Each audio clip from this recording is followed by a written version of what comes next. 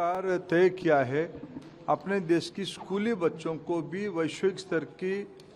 नई नई चीज़ों को सिखाने के लिए, इसीलिए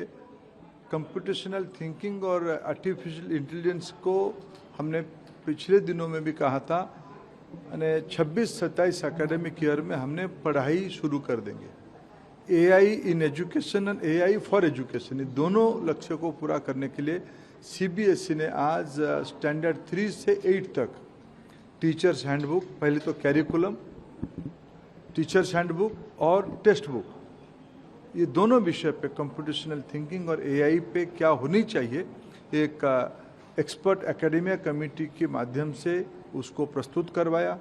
एनसीईआरटी से वेटिंग करवाया। और हमारी जो लक्ष्य है देश को एक एआई सुपर हब बनाना, उसी दिशा में जब तक हम देश की नई पीढ़ी को स्कूल स्टूडेंट्स पे जोर नहीं देंगे तब दुनिया में हम एक बड़ा इम्पैक्ट नहीं डाल पाएंगे। ये माननीय प्रधानमंत्री जी का स्पष्ट विजन है, उसी को नीचे उतारने के लिए आज मैं बधाई दूंगा सीबीएसई को, एनसीईआरटी को, दोनों ने मिलकर इस प्रकार की एक नई दुनिया भारत की शिक्षा जगत में, जब आज 5 अप्रैल भारत की एक एकेडमिक ईयर की पहला दिन होती है,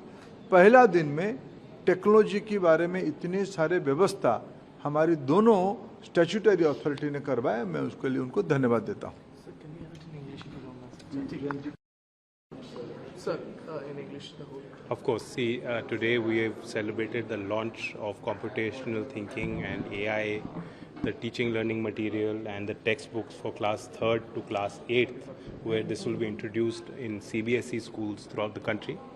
National Education Policy asks for us to use innovative pedagogies to expose our school-going children to the latest technologies.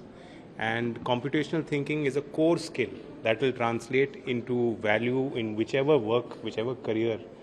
these young boys and girls choose. It's an experiential form of education, and therefore I congratulate all the efforts, Bodhan AI, the Center of Excellence on AI in Education, IIT Madras, and other bodies, experts that came together and created this facility.